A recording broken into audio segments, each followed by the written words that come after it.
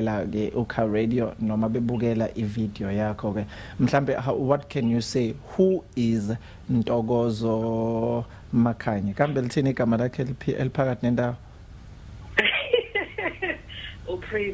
Pretty ingakho nje uthi umuhle uyasireminder ukuthi I am a pretty girl.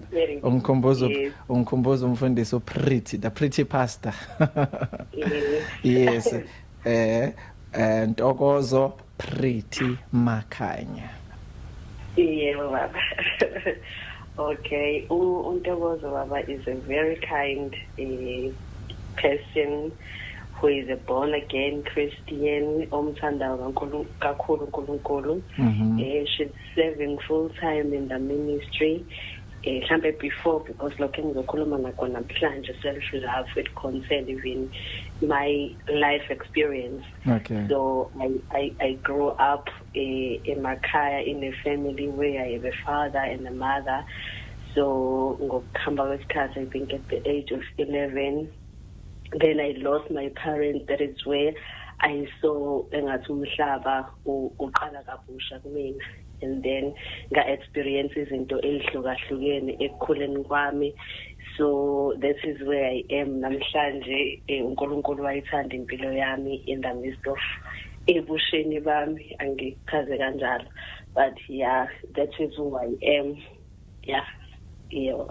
Okay, so ngamanye amazwi ke kuzo zonke izinto ofaceane nazo namhlanje nje into esokhuluma ngayo, it's about self love, and you are going to show us ukuthi how did you manage to be able to love yourself, and how did you manage to be where you are right now, whereas abantu abasha ke they have so many challenges ababhekana nawo. Some of them they really regret, abanye baze bakuyekela ukukholwa, but no, ukukholwa akungisebenzeli mina, impilo yokukholwa ingisebenzeli because of 1, 2 and 3.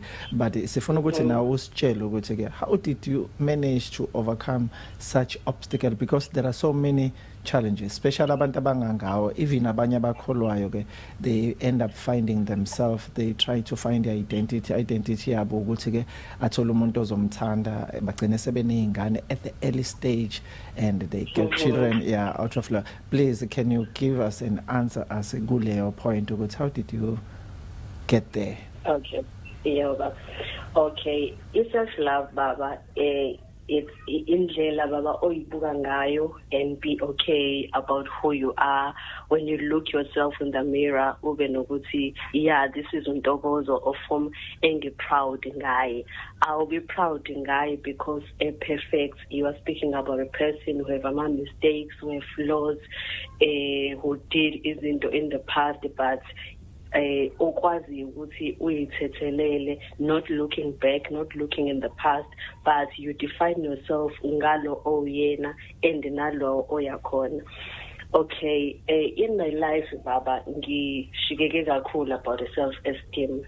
So bengihlezi kungathi ngalokho ngilook back ukuthi where did I go wrong, because it wasn't like this when I grew up. I remember ukuthi I'm the last born to my father. So ngikhule ngazi ukuthi nje I'm that special child, you know, mengabe phethe izinto I will get extra things because I'm the last one. Then it happened that I lost him at the age of 8. Then I was left with my mom, so she was able to love us, though I was a provider because of our finances. But no magunjalo, I know I was excelling at school. There was nothing I touch self-esteem yami negatively, because when I'm among ezinyengane, I looked at myself and I'm deserving ngidalela impilo mnandi. And then it happened at the age of 11, she passed away. And then that is where I started to see myself as an undeserving person. Because where I lived, like in different places, I had to start doing my house chores. Sometimes in morning there's an overload.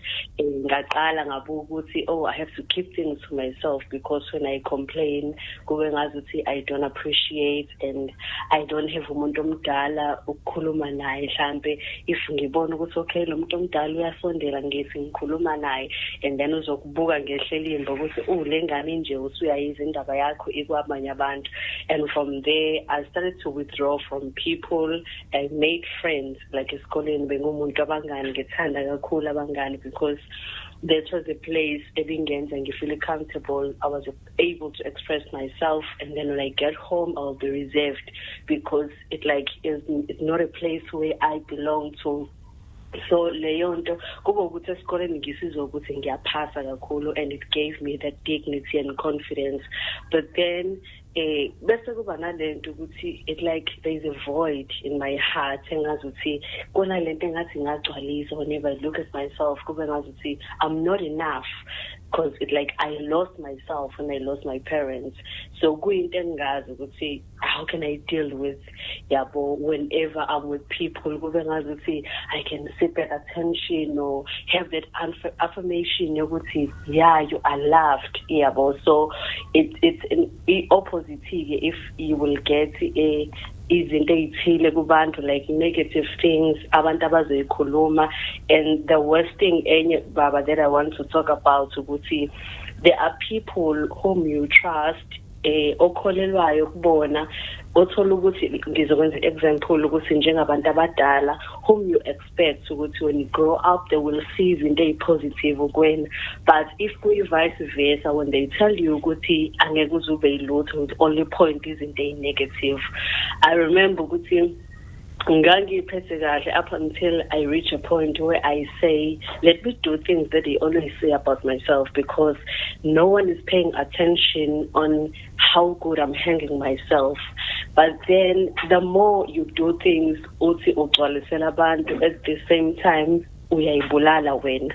Then kwahamba ngihlezi nginalezo zinto, and ngalesikhathi ziqala baba lento yokuthi engazuthi ngingawithdraw ngifike endaweni kube ngazuthi ufike kube mnandi mbusaqala, but along the way kube ngazuthi uthola a rejection. Up until I accepted Jesus, I thought I found a way. You was okay. Now I'm in the church, so I know everything will be good. But then impilo yami yangahamba ngalendlela engangiplane ngayo, because I thought ukuthi okay, education will be something ezongisiza ukuthi ngiqhubekele phambili and be a better person. But it didn't happen like that. That was my plans, but ama plans kaNkulunkulu ayingasho kanjalo. I remember ukuthi I studied electrical engineering, and then I got a learnership ngasebenza khona for a year, but ngangikhona ngibona ukuthi no, this is not where I belong. Ngithi ngisemsebenzini, I felt like I should be at church. Angazi for ini ngizize ngazuthi a church is a place, the best place where I can be. And then ngilokhu ngiphoqa, but then whenever I pray I will hear God and say I've called you in the ministry full time, but ngithi God, how? Ngoba manje I'm not financially stable. I want to be independent. It's like ngifuna ukucover zonke lezi zinto engingakwazanga ukuyithola when I grow up. So up until baba ngiresolution no God ngize ngifike la engibona khona ukuthi you know what, God, let your will be done, because ngokwami angikwazi ukuzenzela. So ngalesi sikhathi baba ngisa resista intando kaNkulunkulu, impilo yami ibingekho mnandi. It was bitter. I couldn't even see good things uNkulunkulu abezenza, not ukuthi ubengazenzi, ubezenza, but because ifocus yami was not there, ibisekuthenini ngifuna lokho engikufunayo. So I was unable to appreciate even izinto or people who were around me who were making my life better. And then ngaqhubeka baba ngakholwa, ngamkhola uNkulunkulu ukuthi you know what, God, I will walk with you even though I don't understand.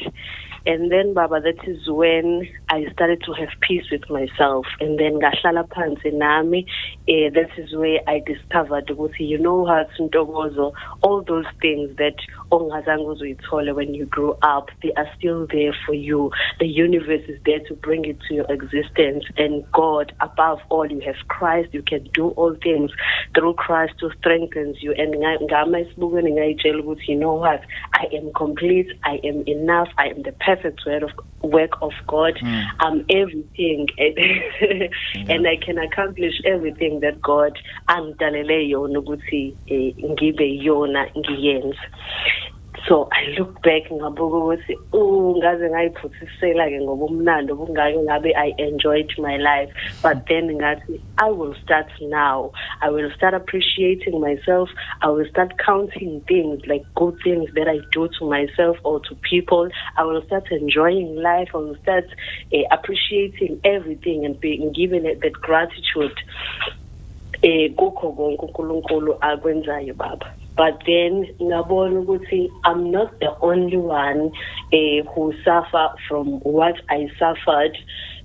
Some people are still going through lezo zinto lezo. It can be a different story komunye umuntu, but above all ngabona ukuthi akekho umuntu ongakunikeza more than what you can give to yourself, because ezinye izinto baba kwabanye abantu abasha, where you are lacking a self love, they even bengena othandweni or in relationships because they seek attention. They want abantu to fulfill lento esikuyena ngaphakathi, of which omunye umuntu akakwazi ukuyigcwalisa. It only you who can work it out and pray and believe uNkulunkulu ukuthi he will do it, because umoya engcwele ifetheliwe enhlizweni zethu, yena uwuthando lupheleleyo.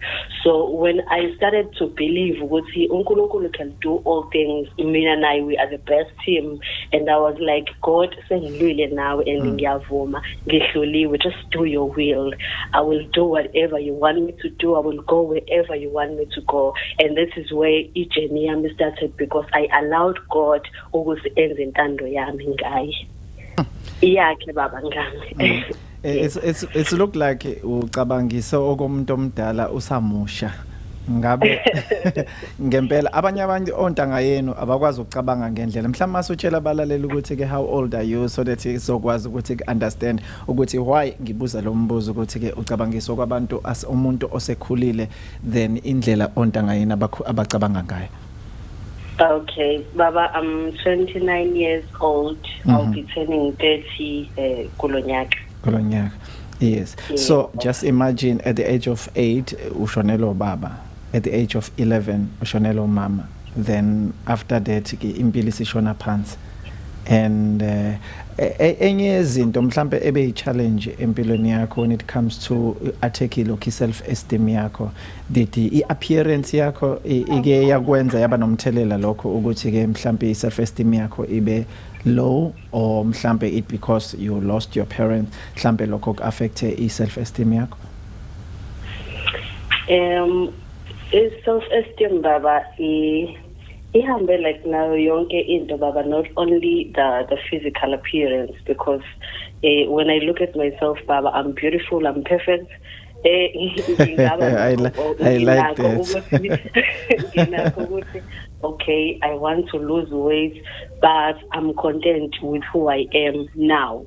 So ngaba nakho lokho ukuthi sometimes people will make you feel like you withdraw or feel engazuthi awukho right, but into ebingenza bekuwukuthi whatever that I do, noma whatever that involve kuyona, then when people letter ama negative comments to me, then I will start withdrawing kulezo zinto lezo. But ngalesi sikhathi sengiqala sengikhulula, I didn't see anything wrong, and ngalesi sikhathi right ngawe, nalo muntu obona into wrong ngawe ngisho angayisho, but ayisabi na that negative impact kuwena, because usuzilungisile wena waba right ngawe.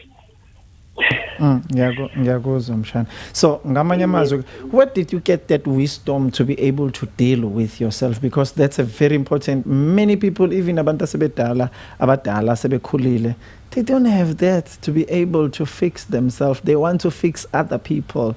Where did you get that wisdom? This, I'm telling you, that is wisdom. Okay baba, ngizoqala ngithi iBhayibheli lithi ukuqala kokuhlakanipha kungumesaba uJehova. The wisdom that I got, Baba, I got it because I have Christ in me, okokuqala lokho.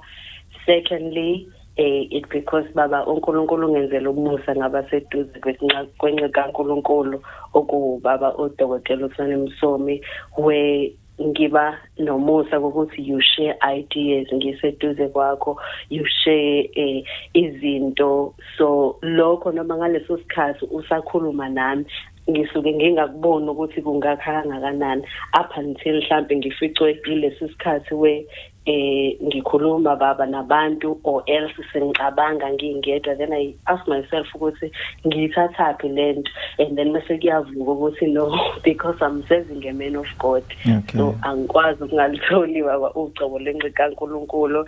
Thirdly, and I'm a person othanda ukufunda kakhulu, so angifuni into idlule ngingayazi ukuthi yenzeke kanjani. Whenever ngisane struggle, I search knowledge and I seek for ulwazi kuma authors, I watch videos, I listen to people mabekhuluma, I read book, incwadi eziningi ezinye ezingisizile ukuthi ngiqashule ikhuluma about the self acceptance, ukuthi uzamukela kanjani, zikhulume ngokuthi kunomehluko between you and nezinto ozenzayo. Don't regard yourself ngezinto ozenzile. You are not what you have done, but you are who you are. And also I read the Bible baba okuyilona elinikeza iwisdom kumuntu. Enye into mhlawumbe ungayisho ke, thank you very much for leyo mpendulo yakho ke, it's icwele wisdom kwayona. Enye into ongayisho, ezinye zezinto oyithola ziyingqinamba kubantu abasha usaqhubeka usasichazela ke okubona kuyingqinamba kubantu ukuthi ke to be able to give them that self love. Sometimes ngisho ngithi ke uJesu wathi ngingalihlanekezele kodwa ngiliparaphrase leli verse elithi oboyithanda wena kuqala khona uzokwazi ukuthanda umakhelwane. Angithi uyakhumbula ukuthi uJesu uthi ubothanda umakhelwane nje obuyithanda wena. So mina ngithi uboyithanda kuqala ukuze ukwazi ukuthanda umakhelwane, because you can't share what you don't have, what you are not satisfied ngakho, ungajabule ngakho. Awukwazi ukuhleplela umuntu into engakusuthisanga nengakujabulisanga. So you want to share with another person into verse ke nawe oyijabulelile noyenjoyile noyaziyo ukuthi ikusebenzele naye ngamsebenzela mangase ayithathe leyo into leyo. Yes baba, kunjalo baba, usho there are people abasabayo baba ukwakha izinto zabo, of which ibiza ngokuthi i-self sabotage. You are sabotaging yourself, you are building other people while you are failing to build your own empire or your own success. Okay. Because unalento yokuthi pretend as if abanye they are better than you, but ungakusebenzisi ngendlela right. And baba leyo nto iyenza ukuthi uba disappointed kakhulu, because when you invest more kubantu and invest kubona, they withdraw kuwena yonke into, they don't deposit lento banikeza yona, kuzohamba kuhambe kuphele baba even in your account. So mengabe sekuphelile, you will expect those people or deposit kubona ukuthi babuyisele back, and they will be nowhere to be found, because when you were busy building them instead of supporting them, and ube supporter ubuthatha from your own abundance and supporting them. But when you were building them, ubuthatha even nalokho kwakha wena and give it to them. So mase uba miserable, mase uyaqala uba disappointed, ungabasaba, bese uyabasaba abantu, ube disappointed kubona, ungabathembi, ungabusakwazi ukubanikeza uthando okufanele ukuthi ubanikeze lona, and then mase uba reserved to people because bakuphoxile, kodwa you are the one obanikeze i-remote control yenhliziyo yakho. I remember ukuthi you were talking nomunye umzalwane baba obese disappointed akabafuna abantu, wamnikeza lesi siluleko ukuthi wena obubanikeza i-remote control ithathe manje and give it to yourself. Umuntu okuphatha kabi ukuphatha because umvumelile akuphathe kabi. So ngaleso sikhathi umtshela lo mzalwane, I felt like ukhuluma nami baba, and ngafika endlini ngathi ngiyayithatha le remote control, ngiyaziphathela yona. Akekho umuntu one-right yokungenza ukuthi ngifeel bad. I will feel bad because ngikuvumelile lokho ukuthi kwenzeke. Mina I live in joy, I live in love, I live in perfect peace. So if umuntu ekhuluma into engingayizwa kahle, I will reject it engqondweni yami because izongi-affecta. Kodwa i-remote control iphethe mina. I will never allow amazwi negative abantu ukuthi atshaleke enhlizweni yami because ngiyalazi ukuthi izwi li-powerful kangakanani. And lokho baba kungisizile kakhulu. And then I started to focus on myself, focus on building myself. Ngawazi ama-strength ami, ngawazi ama-weaknesses ami, but then I never saw myself as a bad person ever. Ngaqala ngafocus ey'ntweni ezinhle engikwazi ukuzenza nengine-ability yokuthi ngingakwazi ukuzenza. Ngayibona ngizenza, and then I pictured myself as Lontokoze engifuna ukumbona ewuyena. And each and every day I see myself becoming that kind of a woman engimfunayo. And then kuyenzeka baba. The key is discover into issue kuwena. Because into engihlezi ngitshela yona ukuthi as long as sengiyazi leyo nto ukuthi ikhona ifana nesisoziwe kumina, unless ngingayazi, but make ngayazi that means ngizoyithola indlela yokuthi ngikwazi ukuyisolve. Okay, thank you very much for that answer. Ngiyathanda ukuthi ubuyele kuwona futhi lo yambuza ade ubuzile ukuthi ke how did you, why abanye abantu ke bebe, or the word you've used ukuthi bayi-sabotage by taking izinto abangenazo and banganikeza abantu lento abanayo. Kakhulukazi ke ngifuna ukuthi ke ulokho clarify kule point le ukuthi ke if usukwazi ukuyithanda ngalendlela othi uyithanda ngayo, akaze kufinyelele la ukuthi mhlambe abantu mase bekubona uyithanda kangayo noma uyiprojecta ngaleyo ndlela kubonakala ngathi uphakeme, like ngendlela okhuluma ngayo ngathi umuntu ophakeme, umuntu oyitshelayo nje. Serious. Tell me, how do you differentiate? Because ngendlela ochaza ngayo ngathi nje ayi lo sisi lo uyazitshela, lo mntwana lo uyayitshela. Tell me. Wafika baba lo mcabango ukuthi ayibo mawusuzazi kangaka engathi uphakeme. So ngase ngabuka ukuthi ikuphi okungcono ukuthi ngicabanga ukuthi ngiphakeme nokuvuma ukunyathelwa abantu. And I said, I rather umuntu angibuke ngazi ukuthi ngiphakeme, but enhlizweni yami ngiyazi ukuthi kuyangisebenzela because ngiyawazi umgodi engiphuma kuwona. So ngincamela ukuba la. I think about it because confidence, you said there is a thin line ehlukanisa confidence and pride. So you will never know ukuthi usune pride, people ibona bazokutshela. Okay. So and I said because I still have abantu engibalalela empilweni yami who will guide me when I go astray. Let me stand where engicabanga ukuthi kuyangisebenzela, because ukuba semgodini it doesn't work for me. It's like it's a dark place where nami ngingakwazi ukubona lutho, but at least if I stand here be confidence kodwa ngibe nomoya ofundisekayo, then I will reach la ekufanele ukuthi ngifike khona baba. It's just that ama experiences as people, our fun, maybe the strategy that I used komunye umuntu singangafana depending ukuthi yena udlule kuphi, udlule kwini, udlule kanjani. Okay, ngiyezwa kakhulu. Omunye uzoba nombuzo ayibuza wona ukuthi ngabe umntokozo mhlawumbe ukhulele esontweni, mhlawumbe nje akazazi ukuthi akayazi life nje bekhuluma kanje. Mhlawumbe umuntu okhulele esontweni thina sishayekile empilweni, yabo lento ayishoyo nje ayisebenzi leyo nto le.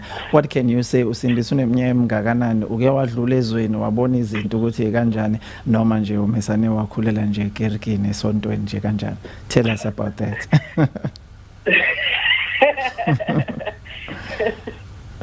Sifuna ukuzwa mshanami.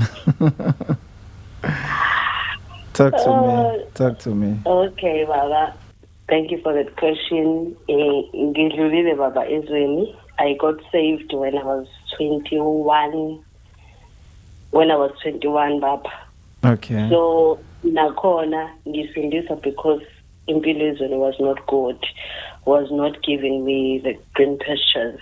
And then njalo mengibuka abantu abasindisiwe ngangibabuka beyabantu who have made it in life. Angazi mhlawumbe indlela abagqoka ngayo or kwakwenze ukuthi focus yami bekulaba abadrivayo. So even if ngisezweni ngangithi mase ngifuna impilo yami ibe right ngiyokholwa. Okay. Unayo lento kuwena ngaphakathi. Ikhona baba lento embusi nje abantu abasindisiwe impilo yabo iba right bayaphumelela empilweni. And then when I look at them ngabona ukuthi yes bayaphumelela, life is not good lapha ezweni njengoba ngangiyenzile le decision, let me go to esontweni because impilo ayimnandanga. I remember ukuthi ngisindiswa, I had a friend of mine ngiborekile ngathi ngicela ngiboleka i-DVD, I want to watch a movie, wangiboleka i-DVD abaku-enjoy Sithole wayengasekho futhi ngaleso sikhathi ngihleli ngedwa ngilalele ekhuluma ngokuthi so that men are without excuse, ukuthi akekho umuntu ongayilandulela uNkulunkulu ukuthi angikholwanga because of 1 2 no 3. Wathi mayibala baba izinto mangibuka impilo yami, I was like, yes, I have no excuse if uNkulunkulu engangibuza ukuthi angikholwa ngani. After I listened to leya ntshumayelo and then ngase ngayisontweni because wayeyindodakazi kaMfundisi, ngahamba ngayisontweni anganokuthi intshumayelo yayithini on that day, ngase ngiyela ukuyosindiswa baba. Ngase ngiyela ukuyosindisa baba, uNkulunkulu wangithola kanjalo nje ngikade ngihleli endlini sengizi ukuthi ngikhathele but angazi ukuthi usizo ngalithola kuphi. Wangishumayeza baba uNJ engasekho, and then that's how I got saved. Then ngalesikhathi ngisindiswa I thought everything is over right, but it wasn't like okay ngaleso sikhathi baba, except ukuthi nje ngamukela uJesu, ngashintsha indlela zami, and then ngafunda uNkulunkulu wayivula iminyango ngafunda. But then izinto zaqhubeka baba, ilokhu zenzakala kubhlungu, sometimes ngiswele ngisho indawo yokuhlala, izinto ezazi-challenge ukukholwa kwami kube ukuthi engathi I can like go back empilweni. I remember ukuthi nganginalento ukuthi mase ngina 25 nje kufanele kube senginemoto sengi-achievile sengino 1 2 no 3. I reached that nyaka wa 25 years nginga-achieve ngalutho, and then I was depressed. Ngangena baba to depression where I had suicidal thoughts because nganginalento yokuthi angithandi impilo ngekho productive, ngoba ever since ngisesikoleni bengihlezi nginalento yokuthi ngihlakaniphile esikoleni, ngiyabhala ngiyaphasa, so I will be something yabo. So mase kwenzeka ngendlela engangingaplananga ngayo, then I was so disappointed. Ngathi kodwa uNkulunkulu sengikholwe kangaka, ngambona uNkulunkulu esebenzela abanye abantu engasebenzeli mina, ngambona uNkulunkulu wabanye abantu, things that I prayed for ngayibona zenzakala kwabanye abantu zingenzakali kumina. In a way that baba, I almost enter into a wrong marriage, ngoba ngingangawuboni, but because I wanted to escape leso simo leso sokuthi ngisho ngaba owe contract eminyaka emingaka, as long as sibe ladder for me to get lapha, and then after that I would get out yabo, not knowing ukuthi amaskazi mawuphuma ukuthi kuba njani. But then I didn't want any correction or any encouragement or word from people, ngangena lento ukuthi ngiyayenza lento because ngina that stubborn faith angathi ngiyayibeka njalo. Okay, that goes. Okay. Ukuthi wasengidivayidile ukuthi ngiyayenza futhi angibheke emuva.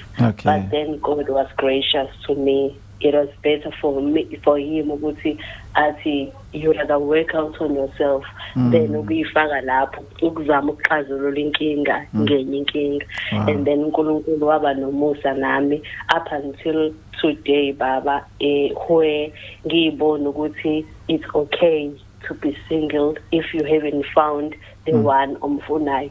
I think baba enye into that causes pressure when you grow up with mhlambe abantu abadala or with comments kubantu when they see you mhlambe ugqoke kahle ngendlela ehloniphekile efanelekayo and they will be like waze wamuhle but uphuma ukhwenyana and then leyo nto uyahamba unalokho ukuthi even if uyibona ukuthi uphelele but that voice will always tell you ukuthi you are beautiful but not complete. You are beautiful but you are not enough. So ngamanye amazwi uthi abantu abadala banifakela ipressure ukuthi ugcina usuyifakile kulento ungabhekanga kahle kuyona obungaqondile ukuthi ungene kuyona because vese bakufakela leyo pressure ukuthi uphume khwenyana. So what can you say kubantu abadala who will be able to listen to this video on ukulalela iLokica Radio?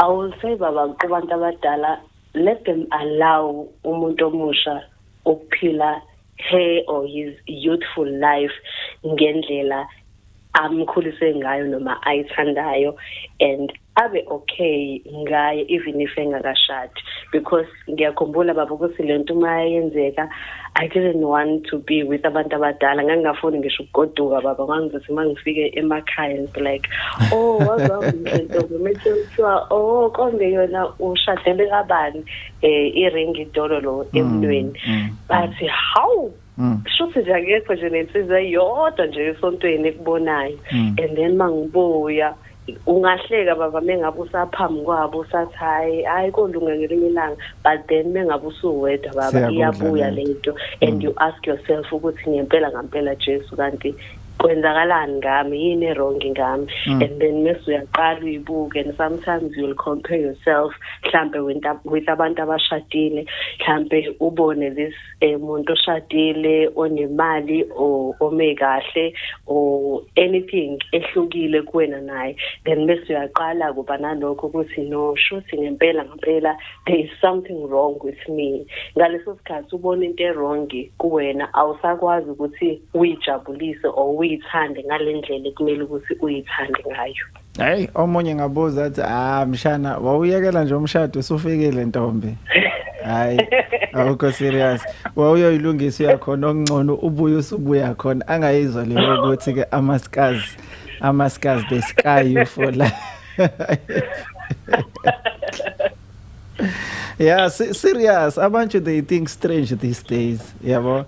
Sometimes other they push life ilokhu imali phambili and the lifestyle because they baphilela abanye abantu ukuthi no empilweni no ayikho leyo nto leyo no awukwazi ukuthi umesana uyekela usufikele mshana unqabile noma uyimvela kancane bese but when you chose the right thing that's why I said ukuhlakanipha ongaka ukuthathephi but you have given us answer about ukuhlakanipha ogona because that's a problem yabantu abaningi at this point in time like mangabe uzobuka ngiyabona mangicabanga nje enye izinto engicabanga ukuthi i-challenge iyona umshado nokuthandwa ukufuna ukuthandwa umuntu wesilisa and mawuzobuka abantu besilisa abaningi namhlanje bangene kwi-homosexual uyayibona leyo nto leyo so sebethandana bodwa abantu abaningi besilisa basemajele njengamanje amajele apopulate abantu besilisa you understand abantu besilisa abaningi bayafa every day eimpini zamatekisi eimpini zokubanga izintombi namakhosikazi eimpini zobuthakathi eimpini yabona zokwenza izinto nje lezo kumnyama actually abantu besilisa they are dying every day but ke at that moment abantu besifazana basala kunalokho ukuthi bangaka abantu abazoshada kushuthi bayintsali abantu abazoshada nabantu abazothandwa uthola ukuthi abanye mabethandwa babhanqiwe omunye ukunikeza ioption umuntu wesilisa ukuthi no niyabona ukuthi sibancane mos abantu besilisa abakhona emhlabeni so fanele umuntu ashaye nga2 nga3 nga4 nga5 nga6 nga7 so fanele uunderstand umuntu wesilisa mangabe kunomunye umuntu because uzama ukusatisfy le demand le abantu besifazana ukuthi at least kube khona nomunye ongenayo so esikhathini esiphila kusona ngicabanga ukuthi i-challenge inkulu kakhulu ngicabanga ukuthi ke the path that you chose it's a path engicabanga ukuthi ke indlela umoya ingcwele indlela ngicabanga ukuthi umoya engcwele okwambuleleyo nokuthi ukwazi to choose wisdom and to choose and ukulungisa impilo yakho so that uzoba right empilweni, ukwazi ukunderstand ukuthi what's really going on, kube khona izinto oyipreventayo ngaphambi kokuba ongene kuzona. Ngiwathandile ama-point amaningi owabekile. I wish every young person angakwazi ukubelievela out, angathathwa i-pressure njengoba kuthiwa nje njengoba uthi una 29 usuyakudate sekuthiwa awu seliyahlangana ikhalenda bakithi uphi umntwana uphi umyeni, yebo zonke lezo zinto lezo ke izinto ezikhona. Ikuphi okunye mhlawumbe ongakuchaza because ngikubamba ubusaqhubeka usayichaza le ndaba yakho about self love? Okay, into engayisho baba ukuthi set your standard and never settle anything for less. I've seen ukuthi in setting ama standards baba wasetha according to the level that you are in. Ngalesikhathi ngisa the low self esteem when I perceived umshado nganginendlela ethile of looking at umuntu engifisa baba ukushada naye, but I realized ukuthi as I was growing up ngaba nale wisdom ngilokho ngambuleleka ukuthi lento ebengicabanga ukuthi i-priority it's not. So ukuthi baba ungalowerishi ama-standards akho just because kune pressure empilweni. Set your standards ngalesi sikhathi ungafeel pressure, ngalesi sikhathi you have a peace of mind.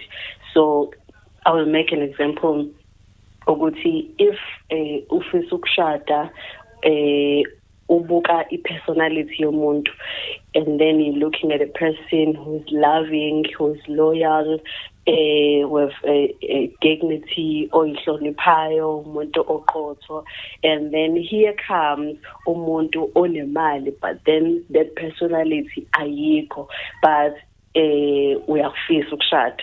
So into enzakalayo ukuthi i-pressure ikwenza ucompromise your standards that you have set for yourself and you'll be like, what if lento engifisayo ayikho? Okay. So the moment you tell your mind ukuthi lento engilindile vele ayikho, uzoyibona ingekho except le ekhona, and then you will forget about the standards owasethele wona. If umuntu ojwayele ukubhala, then you will go back kwi-list yezinto oyibhalile and uzobona ukuthi unembeza wakho ngaphakathi uzobukutshela ukuthi kodwa u1 no2 no3 awukho, and this is a red flag yokuthi your relationship can be toxic along the way, though when manje ubona imali ezifika complete.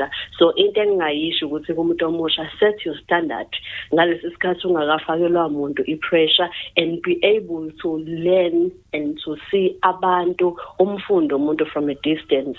If khona into akwayisho baba wathi ama-characters abantu awahlukile kakhulu, angisazi ukuthi wabala amangaki. So omunye umuntu can come baba abukeke innocent, but if umuntu oyifundisile ukufunda ama-behaviors abantu, ukuzwa ukuthi ukhuluma kanjani, then kuba lula ukuthi ubone ukuthi usibanibani lo, then you'll be able to deal nalowo muntu. That's one of the things babezingisizile in dealing with people. Mhlawumbe abanye engi-avoide ingxabano nazo, bengithi mangimbona the first time or second time ngim-approacha lowo muntu ngibona ukuthi okay lo mzalwane so and so, then I will deal with her ngale ndlela, ngidile naye, and then ubudlelwano bethu buqhubeke bube right. So I'm that kind of a person baba othandayo nje ukubuka ukuthi okay lo muntu ukhuluma kanje, lo wenza kanje, ngisho ngingeke ngize ngikutshela. So if wasethile ama-standards akho, then you'll be able to observe lowo muntu loyo without i-pressure, and also give your time kumfunda. Even if esefika ukuthi uyafisa ukushada, take your time ukubona ukuthi ngabe kuyikhona yini. But i-problem ukuthi if usu-desperate kakhulu uba under pressure and be say ngiyobona sengingale. Ngiyakuzwa. Mhlawumbe sesisho ke nje ngikubuze nje umbuzo okuvalela ekhoneni kancane, hayi kakhulu.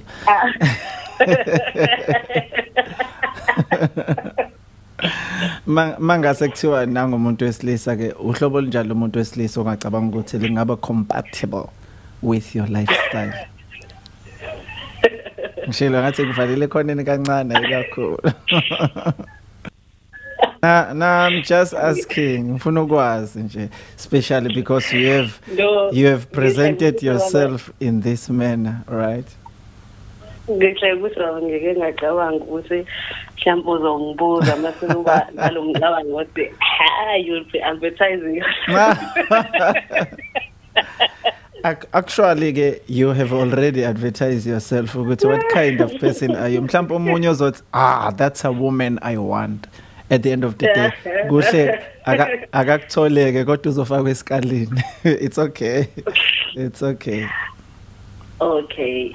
The first thing, Baba, to me,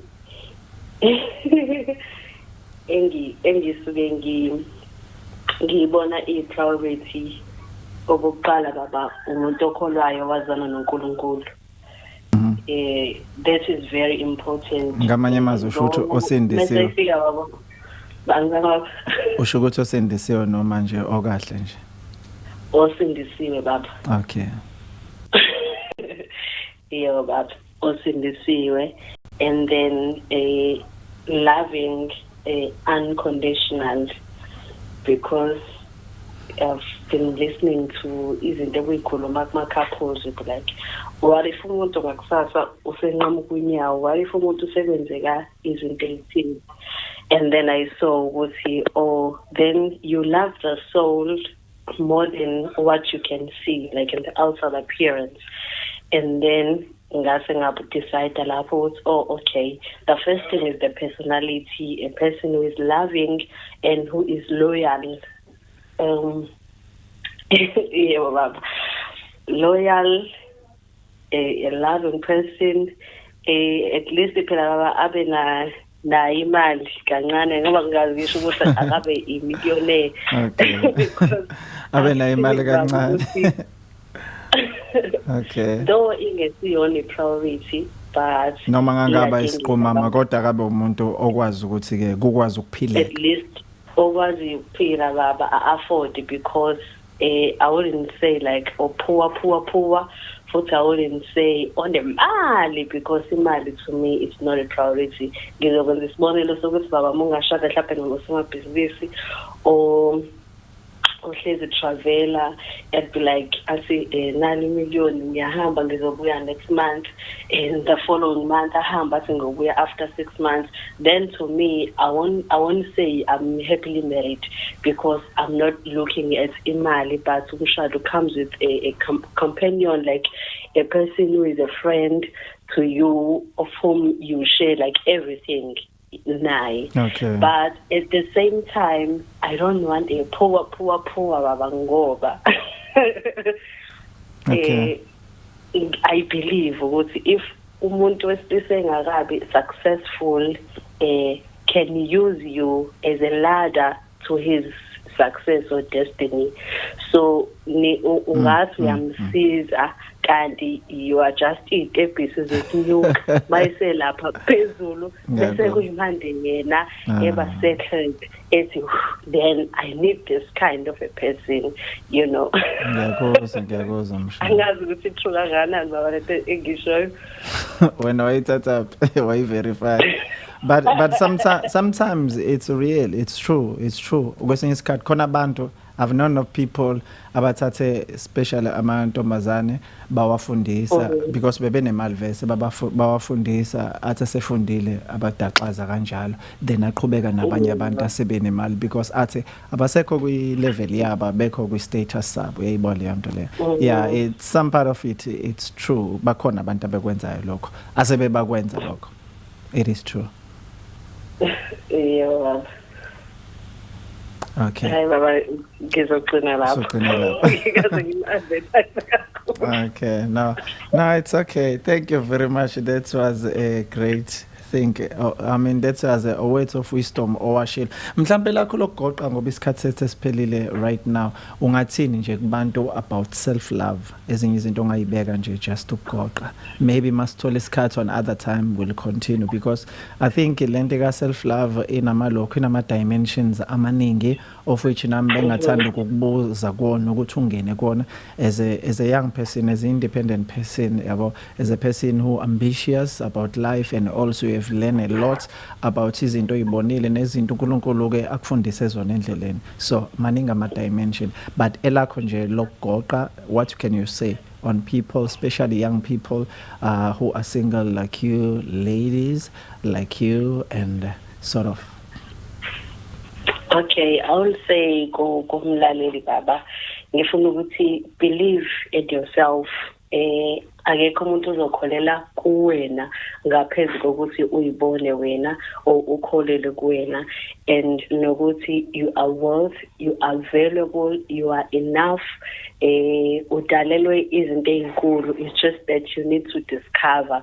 Nokuthi some of us may be going through izinto eziningi like financial issues, abanye healthy, but I will say uNkulunkulu unemcabango emihle ngawe.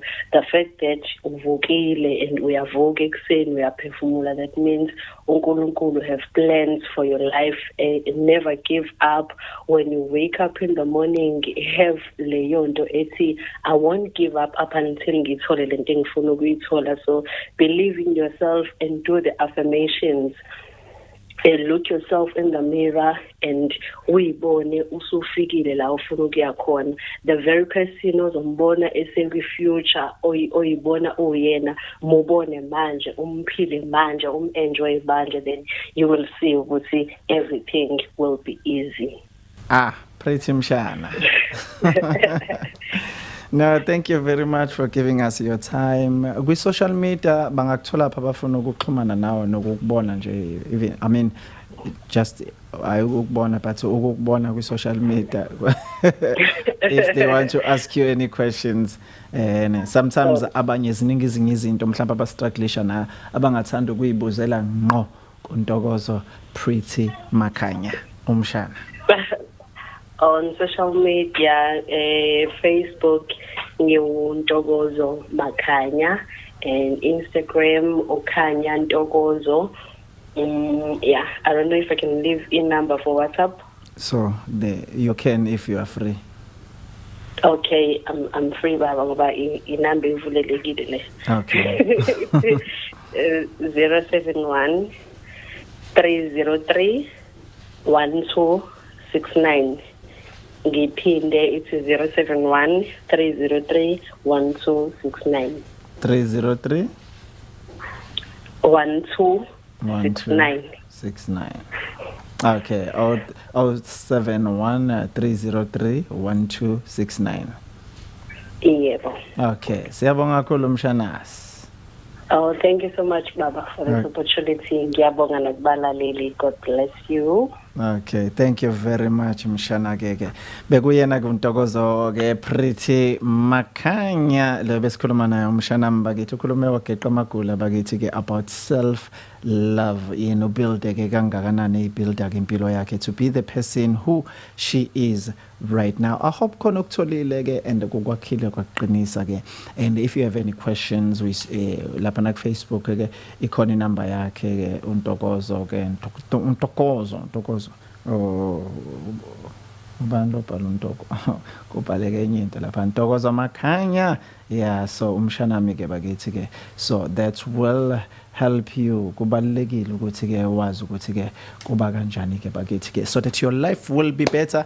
Car Radio, we are here for you. Sikhonela wena ke ukuthi sikuncede ke ube umuntu ongcono ke. Sisaqhubeka Car Radio until 12 o'clock, but at this moment sithi bye bye kubo bonke laba babukela lapha ke online. We love you so much ke, kodwa mawufuna ukulalela please download ama apps, ama radio station, international radio station, and lapha ngiqala tune in nakulokhu ke ku online radio box, and download ama apps anjengalakho. I'm telling you, ngeke uzuyisole ngokulalela ke iCar Radio. iCar Radio, it's here for you. Sikhonela wena. Follow us on Twitter and Instagram at Car Radio, and like our Facebook page, Car Radio Worldwide. And check out our website, www.carradio.co.za.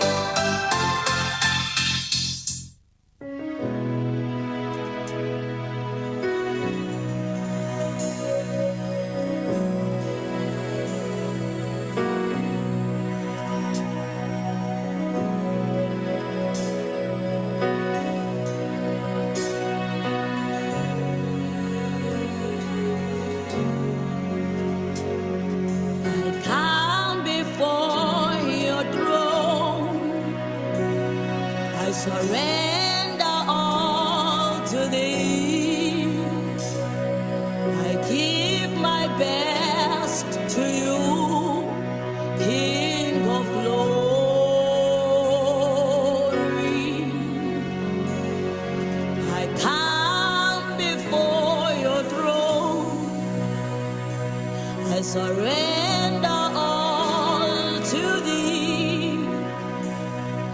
I give my best to you, King of glory. That's why I